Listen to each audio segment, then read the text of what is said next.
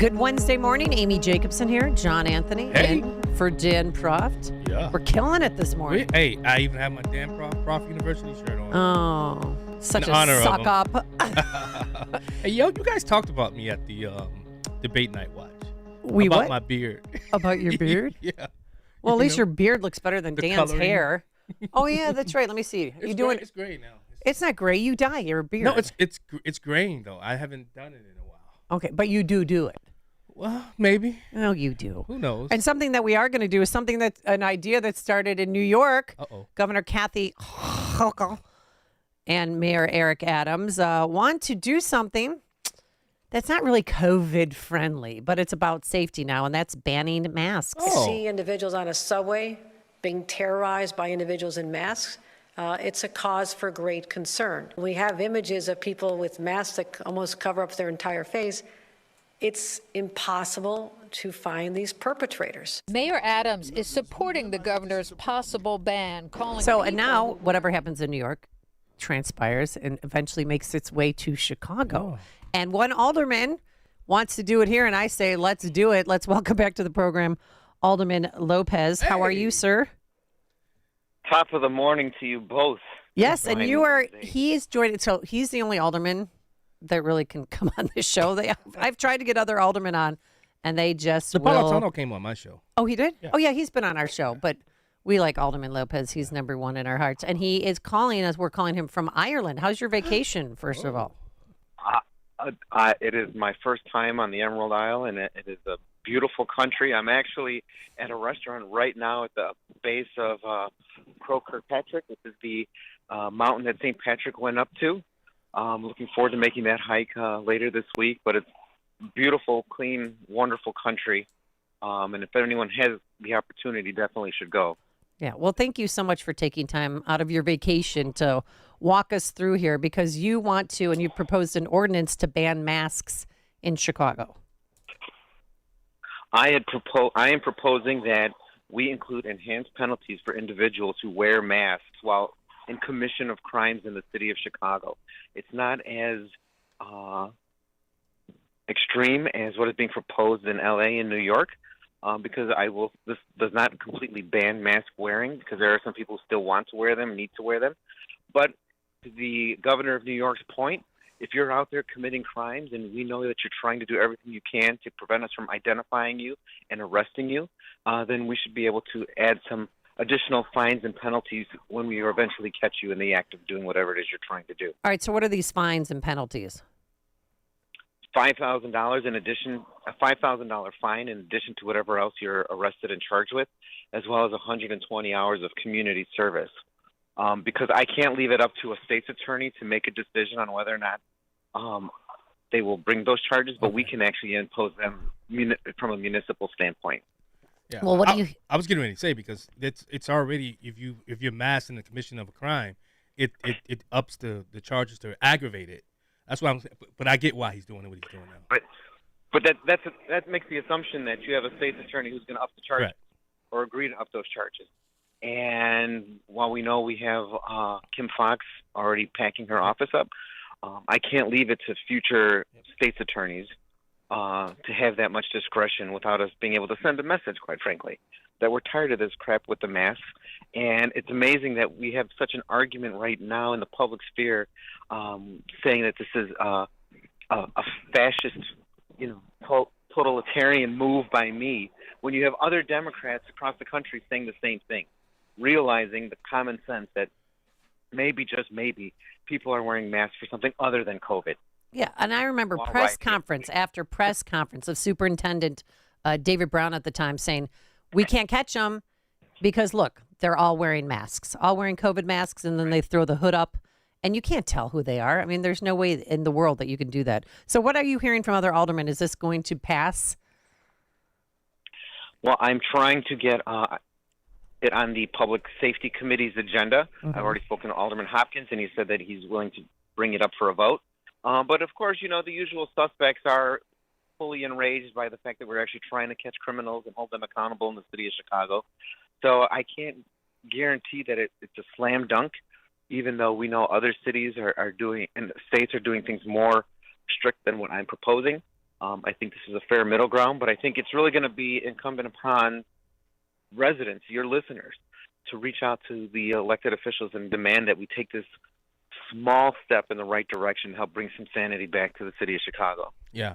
Alderman, now, 4th of July weekend, 109 people shot, 88 wounded, 21 killed. I'm on heyjackass.com, and I'm looking at the What are the neighborhood. totals now? I'm sorry. I was it's talking 109 people shot, Yep. 88 wounded, 21 killed. And I'm looking at the neighborhoods. It's predominantly And a new the south. Richard Nixon shirt. Yeah, yeah. It's Yeah. predominantly the south and west sides of Chicago. Yeah. What is happening in the city of Chicago that on the 4th of July, 109 people are shot? Those are war zone numbers. What is the mayor going to do about better. this? Well, let's go one better, John. Not just the 104 people shot, 18 killed, but the fact that we had over almost 500 gunshot alerts Jeez. in those districts that have shot spotter alone, not fireworks, because they were able to detect the difference, contrary to what the lefties like to say. We had over 500 confirmed shooting alerts in those 17 in those districts. Wow. That is outrageous. It was raining bullets this weekend, quite literally, in the city of Chicago. And I feel for Larry Snelling, who's visibly frustrated and I think physically ill at what he keeps seeing, the carnage that he sees, the ill repute that he sees on a daily basis, and then having to stand next to our mayor, who can barely put together two sentences to condemn those kind of actions, who believes that, and I've heard this directly from his mouth, that we must love our community and correct it when they do things wrong. Yeah. I have yet to see a correction come out of his mouth. This from the teacher who never failed a student. You have to hold people accountable, and I don't think the mayor wants to hold people accountable because he's too busy trying to delve deep into the history books to find an excuse, any excuse, for why we are acting and seeing this in our city. Right. You can't talk to me about black and brown anymore because I really don't want to hear that crap if you're not going to address the fact that our own black and brown brothers and sisters are the ones shooting black and brown people. That we have this issue in our communities because no one from our community stands up and says, hey, what are you doing? Stop what you're doing. That's right. Calling on the community to stand up and say, turn in your children that are shooting, your grandchildren that are shooting everyone. Check their beds for the gun that you think that they don't have. Do that. But we're not getting those messages. We're getting mixed messages, and we're going to have this carnage continue as long as we have that conflict within leadership. Right. Well, and Mayor Johnson, he has no plans, just excuses. And literally, he is running out of Republicans to blame. Bringing up Nixon and saying that this is Nixon's fault. I'm sure you heard that from across the pond. That was the first thing I got when I got off the airplane, and I thought I was being punked by like an Onion article. I had to look and find it, and it's just incredible to me that we're reaching that far back. Pretty soon we're going to be blaming Adam and Eve for what happened. Oh my gosh, I shouldn't even be laughing, but blame. Yeah. It's true. Yeah. We're blaming everyone except where the blame belongs. And yes, we could talk about investment, and you could talk about all that great stuff. But at the end of the day, there's no program out there that's better at stopping violence than rebuilding families. That's true. You know, we are in this predicament because parents are failing. And if we don't want to acknowledge that, address that, or fix that, all of the program money that we spend is going to be just patronage renewed for that simple effect. All right, I wanted to move on to illegals that are here, or whatever you want to call them, migrants, immigrants. Senator Rubio, took to the Senate floor to talk about what's really going on. I just want you to listen to this. One of the things I see a lot in South Florida are people that have been in this country that maybe came from Cuba 45 years ago. They've worked here their entire lives. They retire. They get $800, $900, $1,000 a month from Social Security. And then they run into somebody who just got here from Cuba 3 months ago, is 29 years old, doesn't work, and is given $1,500 a month in benefits by our government because they're refugees. That refugee, a year later, is traveling back to Cuba 15 times. So you're a refugee fleeing oppression from a place that you now go back and visit 15 times the following year. And in the meantime, we're giving you Medicaid, food stamps, health care for your children, cash payments from the refugee fund. So imagine if you've been working here for 40 years and your Social Security check is smaller than the benefits going to a 28-year-old. Or how much money are we giving the people who end up in Chicago on a monthly basis? We've heard varying reports of what kind of level of benefits people are getting, and the sad part is the mayor and his team refuse to follow the law and show where the money is going on a quarterly basis. So we can only speculate between the rent and the assistance and other things of what they're getting. But I heard it's anywhere between, $3,000 to $4,000 roughly, depending on depending on what's going on. And we knew early on that they were getting, these debit cards, and they were cashing them out and sending the money back to Venezuela or wherever to try and help pay for the next round of people coming up behind them. But listening to Mark Rubio, it's interesting hearing someone who benefited from the asylum process now complain about the asylum process. But his point is true, is that you had individuals who came to this country because they wanted to be in this country because they were fleeing something. And now you have people who are fleeing only for the purposes of being able to bring everyone else behind them so that they could just get benefits to be here. That is not what's going to make this country better. That's not the immigration, when we talk about mass immigration, that's not what's going to help lift up our country or any other country, because you need immigrants who want to add to the positive fabric of their new country and not tear it down and not, just be there for their handouts and freebies. Right. That's not what makes our society great. That's not what's going to improve our country. And oddly enough, even being here in Ireland, they are dealing with that very issue with a lot of the refugees from Africa and the Ukraine. Yep.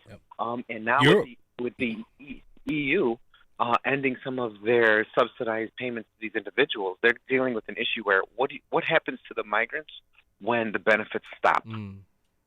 And we're going to see that same issue happen in the city of Chicago fairly soon because, a lot of the rental assistance was only for 6 months. A lot of these programs are not indefinite. And the state and city and county can't continue to shell out, $1 billion+ a year on these individuals and think that money train is going to continue. At some point, they're going to have to work for themselves or provide for themselves. And most of them are not able to legally do that because of the Biden administration's foot dragging. So they're going to return to that other market we all know, drugs, prostitution. And we see that even in my own ward now where I've got, my homegrown gang members are at war with Venezuelan gang members who think that they're going to take over the drug market and the prostitution that goes on in some of the communities. And the only difference that we have is that a lot of the single male young men that came here from particular Venezuela are all compulsory military trained. Whoa. That's scary. Unlike our gang members who just grow up and get a handgun and, blindly shoot, you have people who had to join the military down there, trained down there, and now have nothing here.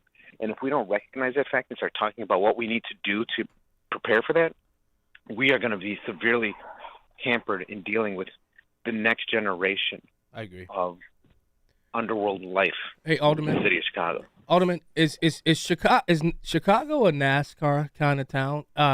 Was there money lost in is NASCAR up. coming back? Nobody showed up. They even had a free concert with what's his name? Nicole Kidman's husband? Keith Cobain? Oh my God, Justin, help us out. Who's Nicole Kidman? Nicole Kidman? Yes, her husband. I almost said Tom Cruise. I know. I almost said Tom Cruise too. But we're bad with names. I know. I'm sorry. It's a crazy day. But they Kurt had Cobain. Keith Urban. Yes, thank you. Nobody showed up. It was so embarrassing. And they even said where were and then they showed the crowd, a smattering of people. When I was watching it, we have had to have lost money on this. There were more Palestinian protesters.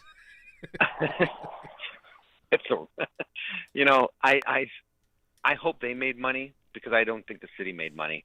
We already seeing issues where vendors who were removed from Grant Park are complaining that they didn't get the money promised to them.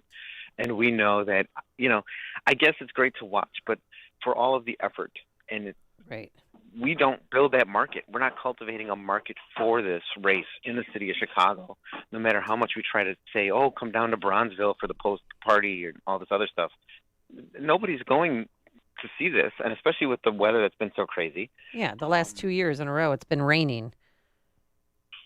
So I don't know. They better be getting better TV royalties than what they're getting in person. Well, how many? What's the contract? Is it a 3-year or a 5-year contract? And can we break the contract? Again, we don't know because, as Alderman Riley pointed out, we haven't been part of that discussion. The mayor did it in secret, so we don't know what we got. We're making assumptions about how many officers. I think they guesstimated roughly 800 officers were pulled for this event. And then you had 109 shot and 21 killed. Shouldn't have left Joliet. But hey, the mayor was able to drive around in a NASCAR suit.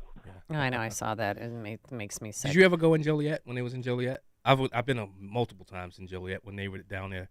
I mean, it's a great experience, but I don't think the streets of Chicago is where it's at. And it's such a hassle and inconvenience for people who just want to try to go to work. Yeah. So, all right, Alderman Lopez, 15th Ward, thank you so much. Continue on with your vacation in Ireland, and thank you so much for joining us. We appreciate it. Oh, hold it down and bring common sense while I'm gone. Appreciate it. Take a picture of that view. And he joined us on our turnkey.pro answer line. The more you listen, the more you'll know. This is Chicago's Morning Answer. Morning Answer on AM 560. The Answer. Are your file cabinets stuffed with work orders, invoices, bills of lading, medical records, and or compliance papers? There's a solution to clear the clutter by converting your documents into accessible digital form with the help of IDT. They can scan your documents for you or provide you with the technology to transform your workspace with easy and innovative IoT smart connected scanning technology. IoT smart connected scanning not only captures your information,